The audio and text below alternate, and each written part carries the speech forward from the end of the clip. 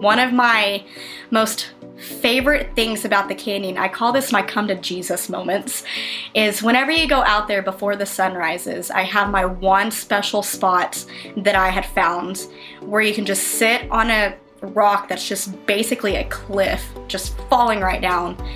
And you can just look in the valley, and once that sun comes up, it just hits the fog just right from all of the cliffs cascading, and it just illuminates the whole entire floor. It's the most magnificent feeling I have ever had. Hey, this is Cindy Scott from Cinder's Travels. Welcome to the Locals Know Best podcast. This is episode 11. Locals Know Best is a bi-weekly podcast where my guests share the places and outdoor travel adventures they love most, right in their own backyards. Topics range from unique lodging options, treasured outdoor activities, favorite dining spots, and a breakdown of whether the Insta-famous and possibly overrated spots in town are even worth checking out. Today, I'll be speaking with Brittney of Nicole Photography about the Palo Duro Canyon area. Her wedding and elopement photography company hosts a team of photographers who cater to adventurous brides and grooms throughout Texas and beyond. They've been published over 200 times, including being seen on The Ellen Show and being featured in Huffington Post, PopSugar, and Parents Magazine. They are currently celebrating their 15th anniversary and have also been inducted into the Knott's Hall of Fame of the top 5% best wedding photographers in the nation. One last thing you need to know about Brittney that definitely shines through in this episode, she personally prides herself on being a sarcastic connoisseur, proclaiming, "If you can't laugh, we won't get along." If you want to follow along with links to all the places we're talking about and a map of the area, this episode's show notes can be found at localsknowbestpodcast.com/11. Thanks so much for listening. Let's get into the episode. Hi, Brittney. Thanks so much for joining me today. Thank you so much for having me. This is really neat. Yeah, I'm interested to hear about Palo Duro Canyon. I do not know much about it, and I lived in Texas for a bit, but you are quite further away from where I lived in Texas because it's a huge state. Yes, for sure. It's quite surprising the amount of people that I run into that don't even know about Palo Duro Canyon, but yet it's the second largest canyon in the United States. It's honestly mind-blowing. Yeah, I don't know much about it. And like I said, I was in the same state and I was looking through the pictures you sent and they're beautiful. Oh, thanks. How long have you lived in that area? I was born in Amarillo, so I have been here my whole life. That definitely makes you an expert on the area then. You've been there forever. Yes, I actually grew up in a smaller town next to Amarillo, and once I graduated, I was like, bye, y'all. Needed to go to Amarillo to the city, right? Because Amarillo is the city around here, and been here ever since. And what got you into your line of business, the elopement photography? I started targeting elopements, and especially Palo Duro Canyon, after I honestly just got tired of the Amarillo wedding scene. I'd been doing weddings since right off the bat after high school. It has always been my most favorite thing on the face of this planet. But you can only photograph a venue so many times until your creative brain just can't explode anymore. So I started targeting more people who were traveling, who appreciated the outdoors and something different. And that's where my elopement style came from. And that took me to a lot of places. I went to Alaska and did a summit elopement in Alaska, and I went to Barbados, and I went to Mexico, and it just took me all over. An amazing experience to travel. You know what that's like, to get to go to different places and experience it, right? But at the end of the day, I missed being home. Like, I want to be able to go work, have fun in a really fun, adventurous spot, but come home and sleep in my own bed. So that's why I just really started like zoning in on Palo Duro Canyon, because it is breathtakingly beautiful. Yeah, and you have a family, right? And so I'm sure that was part of the draw of having a home base to go back to, too. Yes, it was. So you must be really adventurous. I love it. I seriously love it. I'll do pretty much about anything. All right. Well, tell us a little bit about what makes Palo Duro Canyon so awesome. I love the fact that up here where I live in Amarillo, it is completely flat. We get dust storms. The wind, when it's like 70 miles an hour, it's no big deal to us. It is so flat.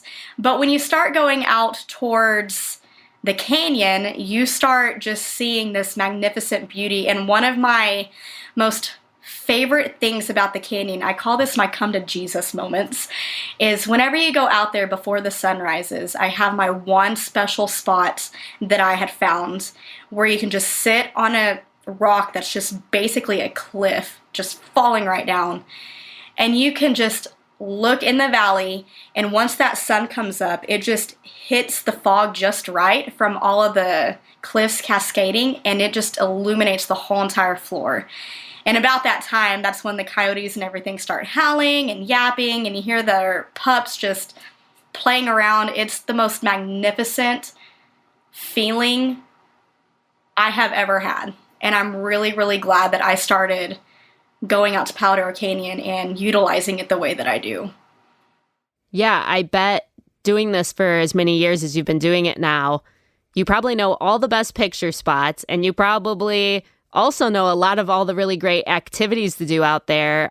What is the best time to come to this area? That is the million-dollar question everyone asks me every single day of my life. If I were to be honest, just because I genuinely love what the canyon has to offer with each season, I can't solidly say this is the best time of the year because each season is different. So with the winter season, you go out there and you have snow. You have everything capped off, and it's just insanely gorgeous. And then you have the springtime coming up, and in the spring, you have our amazing West Texas storms that roll through, on top of the wildflowers and the cactus that are coming up. And then the summertime, it is blazing hot, and you have the floor temperatures that get to 120 degrees. But the summer nights are amazing. If you've ever been to Texas and seen a summer sunset, it is the most beautiful sight. Aw, what does it look like?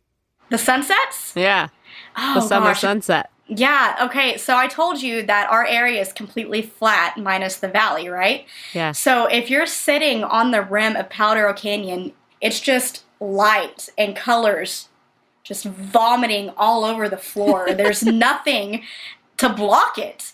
You see it in all of its glory, and you just see the clouds changing from pink to purple to orange. It's beautiful. All right, well, let's say as if we're one of your clients, we're one of your couples. And yeah, we came up to you and said, we just want this perfect outdoorsy adventurous day for all of our wedding photos.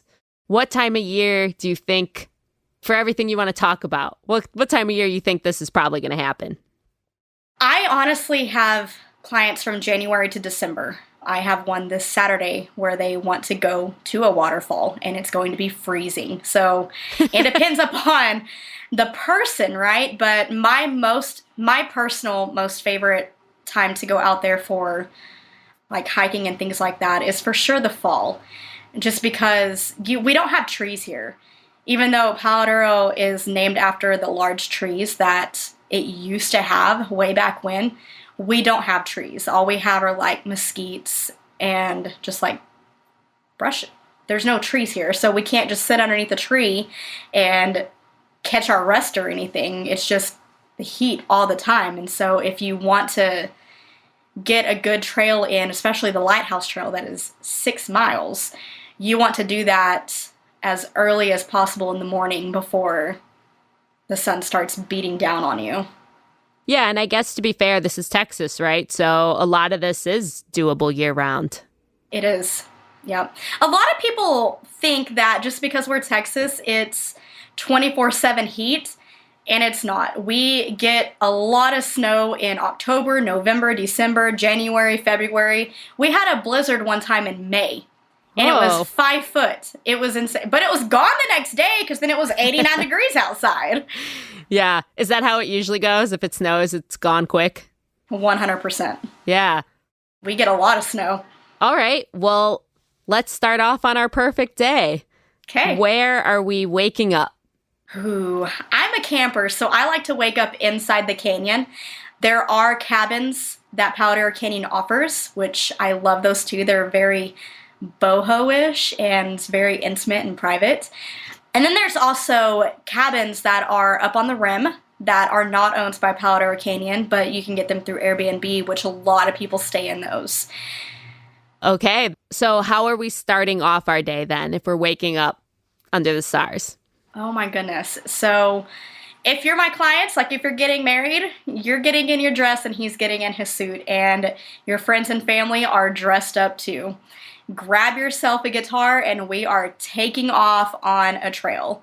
We'll first start off with some stellar night shots underneath the stars, because if you travel that far and you don't at least come out to see the Milky Way, what are you even doing? You need to go see the Milky Way. It is amazing. We hike on off to our location, and it normally takes us about 6 miles to get to certain places for the people who want to wake up early for an adventure. Is there a great trail you recommend? The most popular and famous trail is the Lighthouse Trail. I will say that it is the deadliest trail that we have out there, because a lot of people come in that are hikers and they think, oh, this is no big deal, but they don't quite understand that there is no shade. You don't have any shade, and you are responsible for your own packing of water, and people just grab one bottle of water and keep on trucking, and you can't do that on this trail. Yeah. There's warning signs everywhere, but it's the most popular trail we have out there. Okay.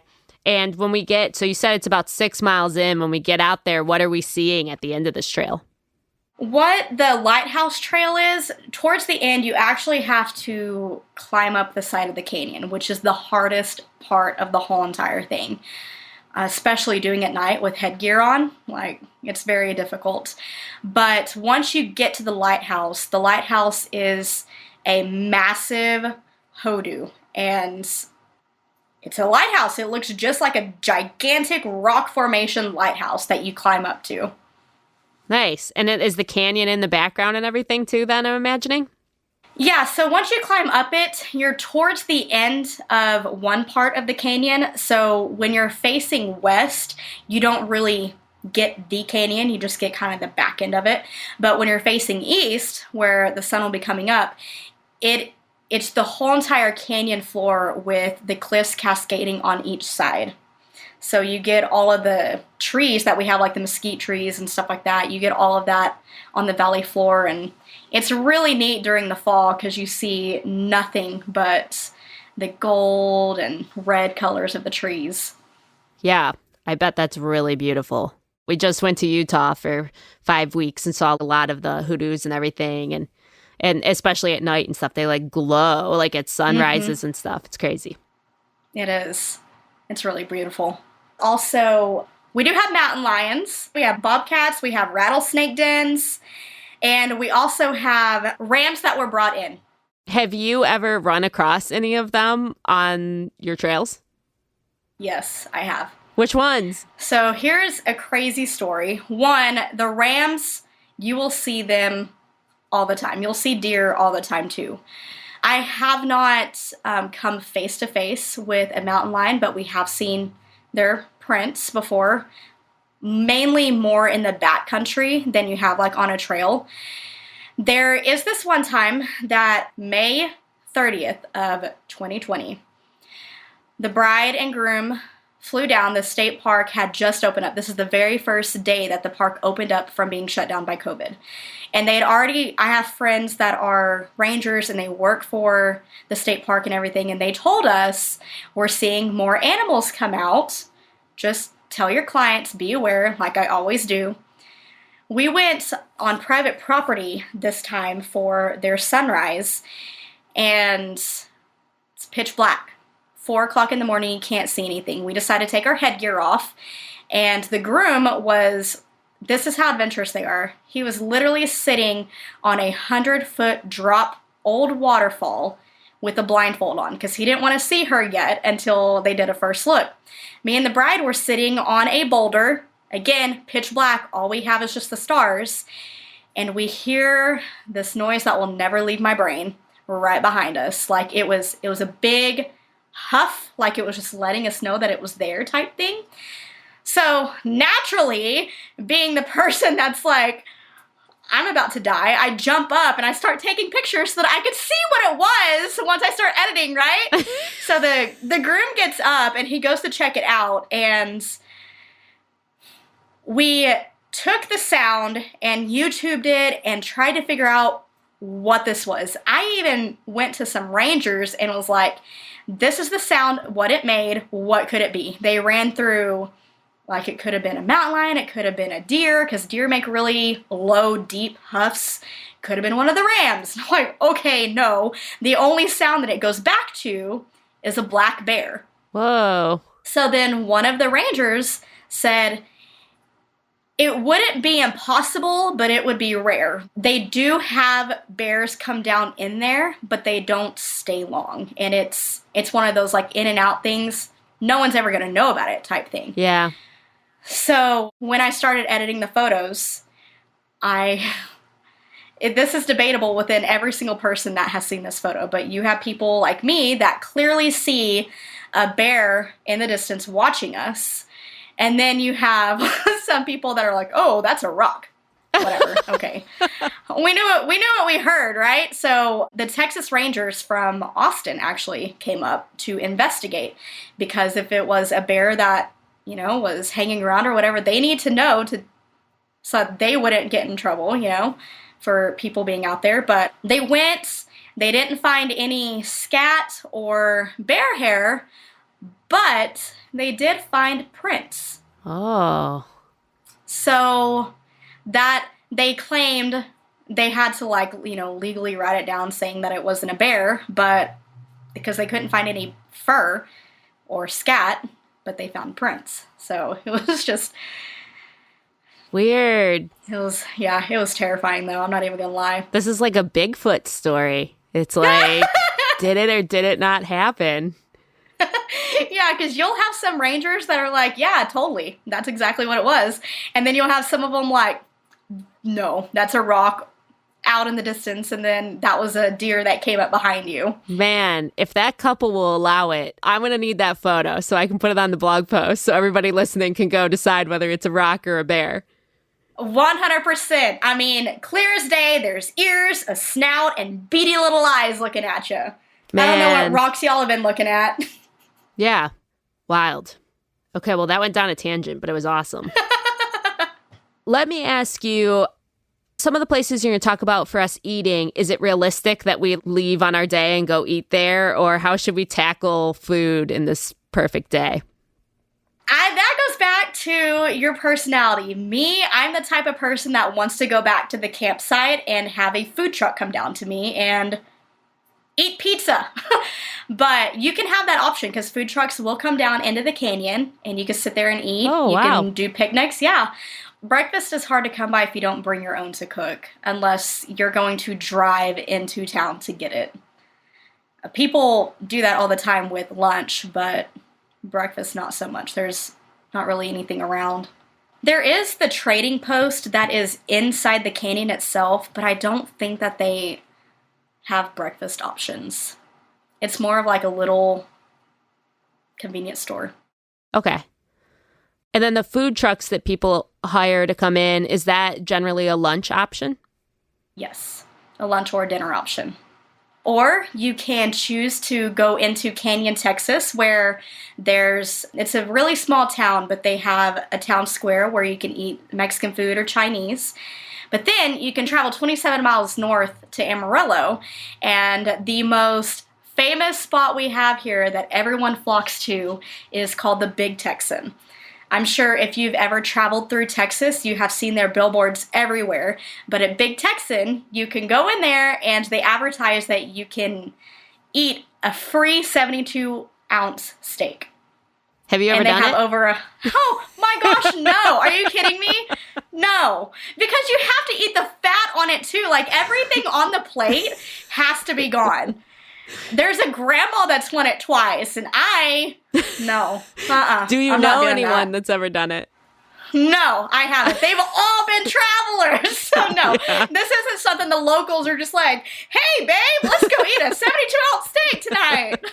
We don't do that. When I told my dad I was going to do this episode, he mentioned the billboards. He was like, oh, yeah, Big Texan, the big steak. Oh, yeah, for sure. Yes. Yep. And they now have over 100 beers on tap. So that's another plus that they do.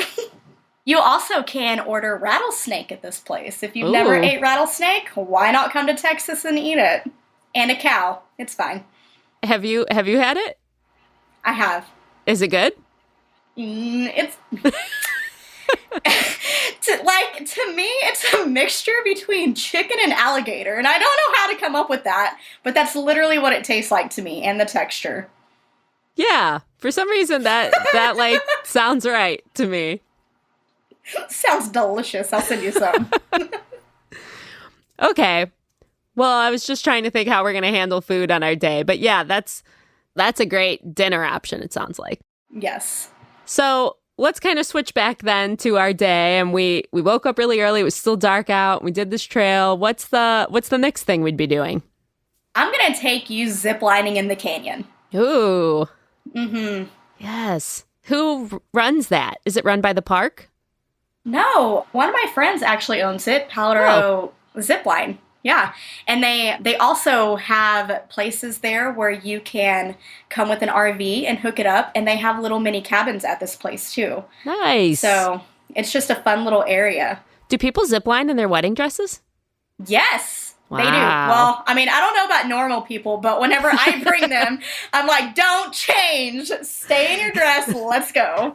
I mean, I loved my wedding, but this is making me kind of think I did it wrong this episode. I should have done this. You can always do a vow renewal. It's fine. Yeah, maybe in like 10 years or something.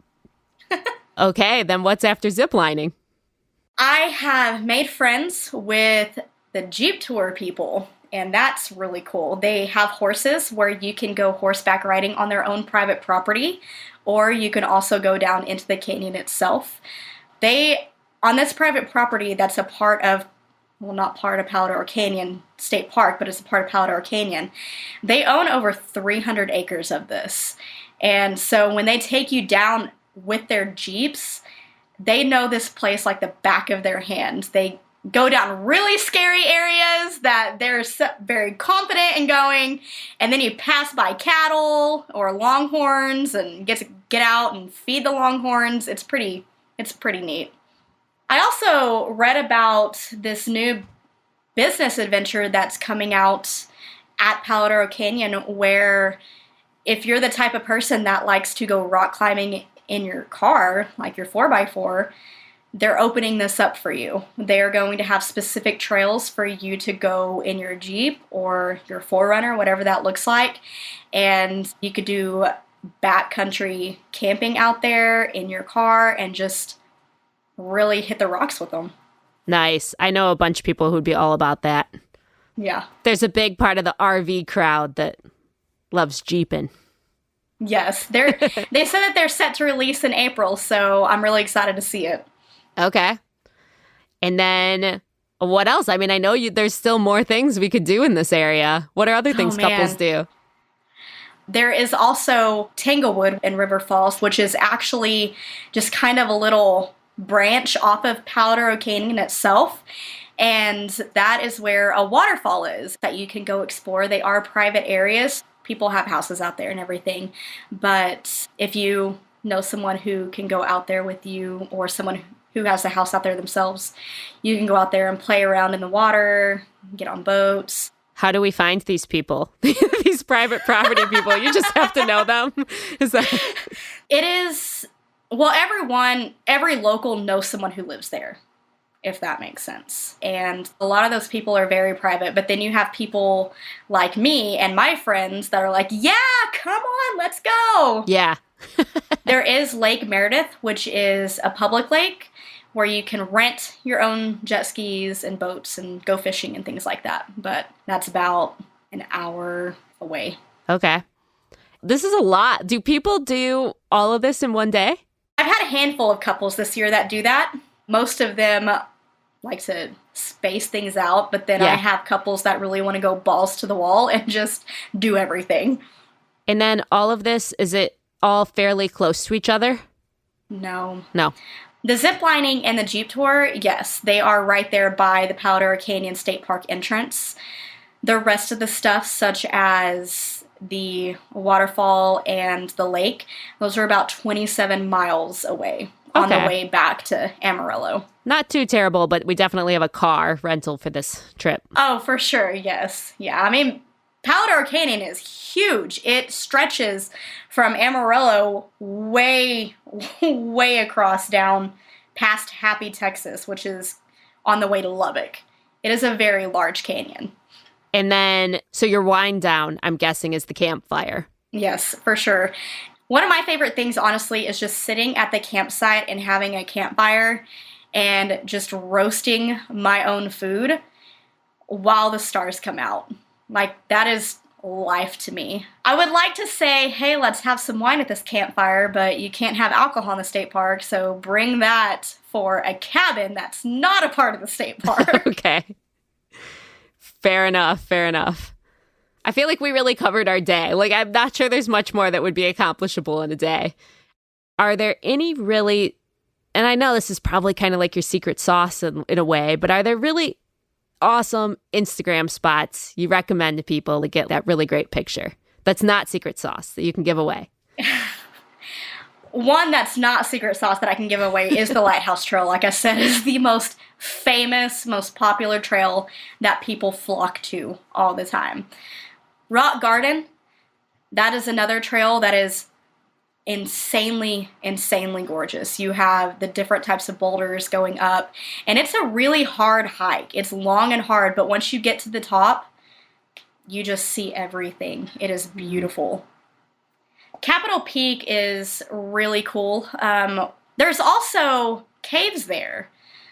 There's not a name for the trail for this cave that you could literally just drive right on up to and walk in.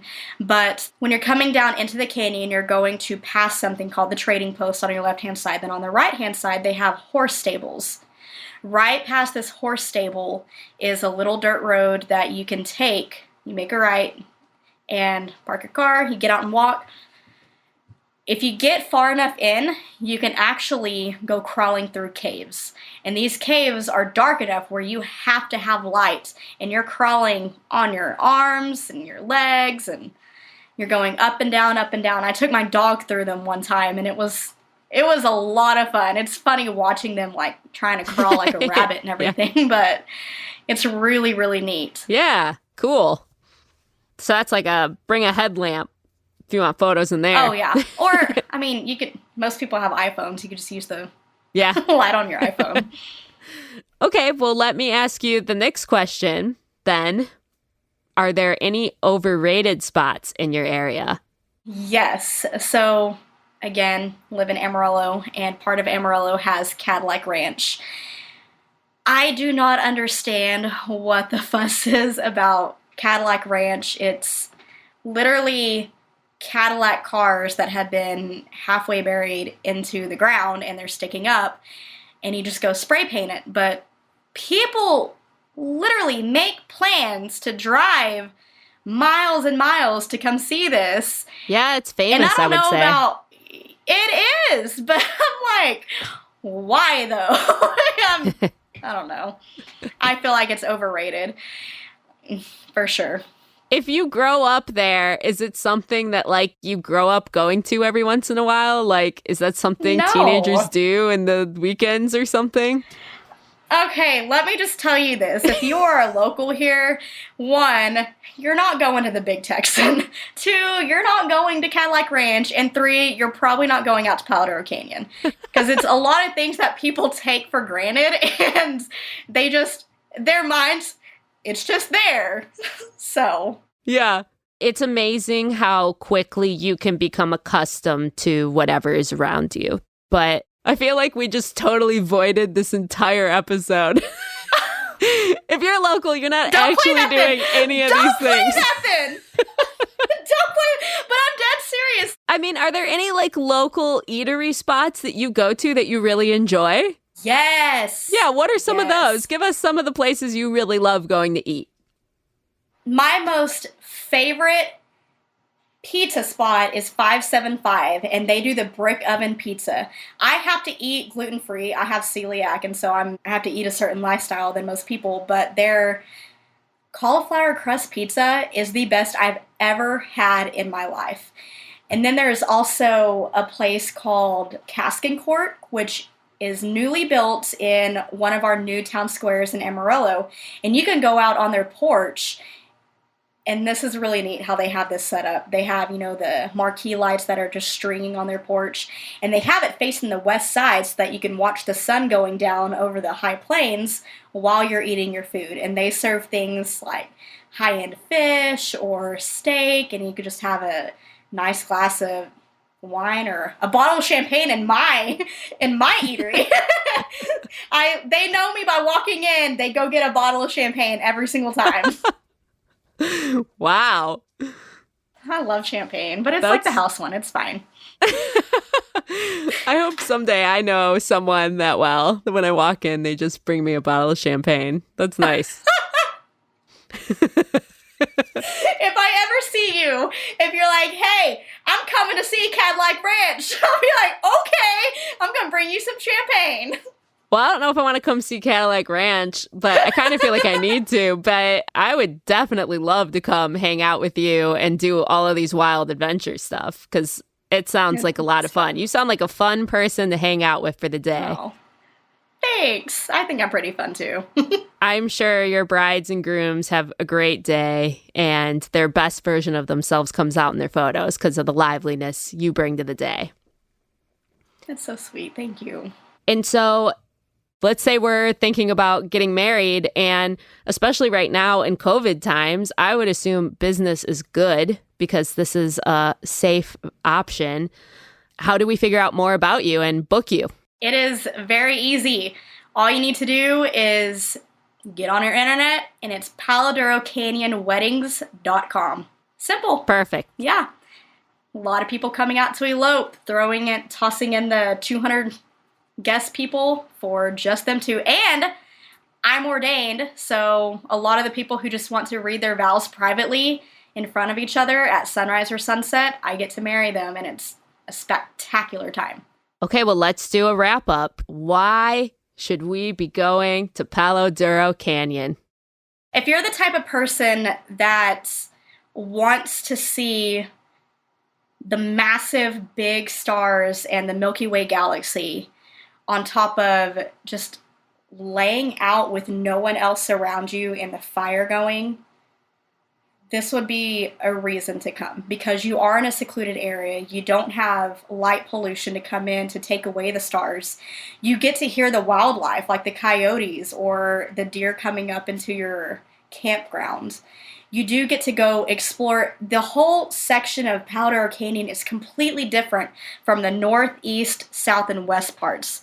The north parts, you have really pretty greenery with the rolling hills, and the east parts are just this big boulders that you get to climb up, and some people that actually go out there and do rock climbing. The south part, you get some slots, you get the caves, and the west part, you still get the caves, but you get more of the tree vibe and valley feel. It's just everything about Palo Duro Canyon is completely different in its own unique way that you, honest to God, you can't get that anywhere else in the United States or even in Texas. Yeah, I'd believe that. Well, it sounds like a really great place to go and have a ton of adventures, especially if we know you, which is the takeaway I've learned from this episode. We've got to know someone. That's how you have the real fun. Yes, I got the hookups. Well, thanks so much for joining me today, Brittney. This was a lot of fun. Yes, thank you so much for having me. All right, I'm going to come visit you someday. Well, I'll be waiting. Okay. With some champagne. Thanks so much for tuning in. Once again, if you want to grab the show notes for this episode, head on over to localsknowbestpodcast.com/11. If you enjoyed this episode, I'd love if you'd leave a review in Apple Podcasts and let me know what your favorite part was. Make sure to check out the Instagram post for this episode over at Cinder's Travels, and please feel free to share this episode with your favorite travel buddy. Thanks so much. Catch you next time on Locals Know Best.